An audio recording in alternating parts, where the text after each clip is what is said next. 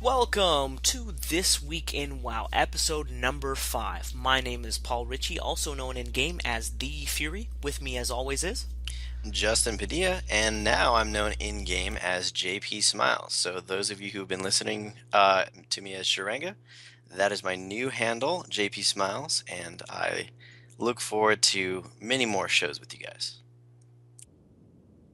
awesome. So, artist formerly known as Shranga.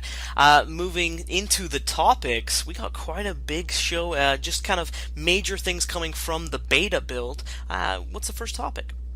So first topic, we got something interesting happening, which I think it's about dang time that they got this going. The cross-faction auction house. So now, instead of having to go to Blackwater to sell things to, the other side, so to speak, the whole auction house is just going to be integrated, which just makes sense. Now, what are your thoughts on that, Paul? As you said, it just makes sense. Why have we been fighting this for so long? I think the original idea was, no, we don't want to do it because of gold sellers or anything like that, but they're already a big issue and they're being handled by essentially getting an authenticator. That's the only way they've really been handled as far as I've seen. That being said, this is just going to add a whole new dynamic to the auction house. It means there are going to be a whole new set of exploits that people are going to have to deal with. But let's just look on the positive side. More people to buy your things. It's going to be good and bad. It means more things are going to be available. Therefore, certain markets will go down. It means that older markets that weren't really working, say, on the Horde might be working on the Alliance now. So I think this is just a better overall thing. Markets will fluctuate, but whatever's major at the time is going to stay current. So there'll be more people to buy things essentially, and I think that's a good thing.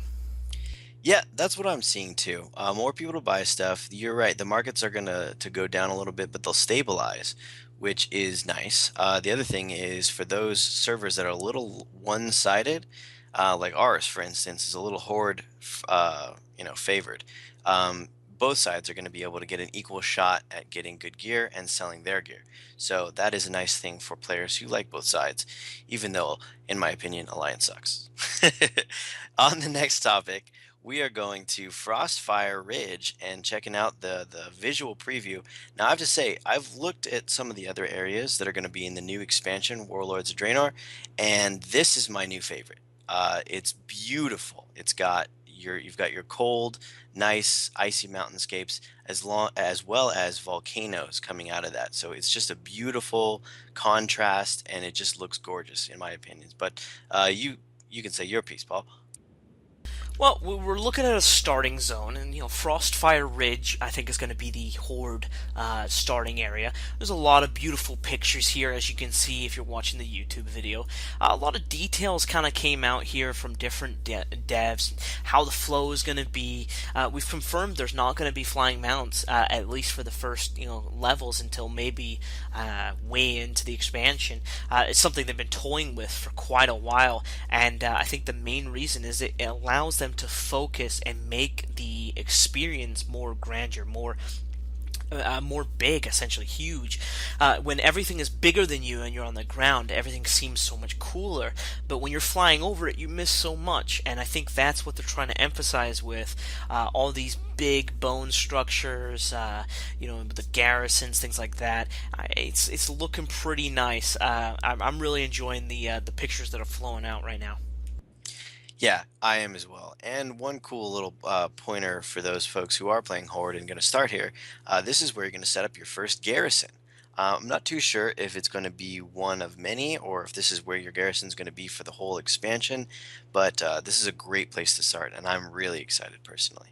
So there we go for topic number 2. Moving on to our final topic for the show today. There has been some data mining, of course, as there always is in a beta release, and we found something, a legendary item. Now, this is a little bit of a spoiler alert. We're not exactly sure what it means, but for those of you who are a little worried about spoilers, you might want to tune out. But the data mined item is Corrupted Blood of Terran Gore. Now, we're not sure what that means, but for anyone following the lore here, that is the orcish name of Terran Gorefiend, and the legendary sword Gorefiend. So I will let you take it away from here, Paul. So this is very exciting stuff. Now follow me on this one. This is the beta, so things can change, but this item, Corrupted Blood, is just an item and happens to be legendary.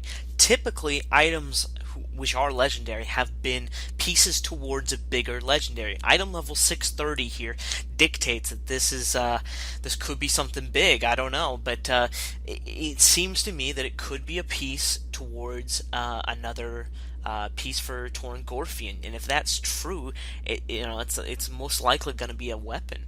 Well, I'd like to see something like that, but I personally think the system they did this expansion with the legendary capes, giving everyone an opportunity to get it, was so well received that they'd be stupid not to do it again. So maybe this is just one thing in a stage of a long quest chain to get a legendary item. Yep, lots of speculation about who it's going to be for, whether it's casters or, like you said, whether it's another legendary item you earn through a quest chain.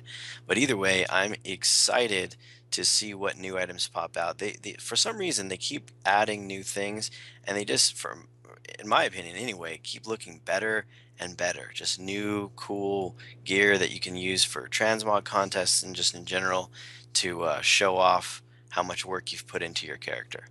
So that does it for our show. I'll let you take it away. Yeah, just a quick update here. We run a guild here on Kill Jaden, and to some of the people who are listening, we're trying to push our contest that we hold every Sunday. It's a magnificent thing. We're just talking about transmog.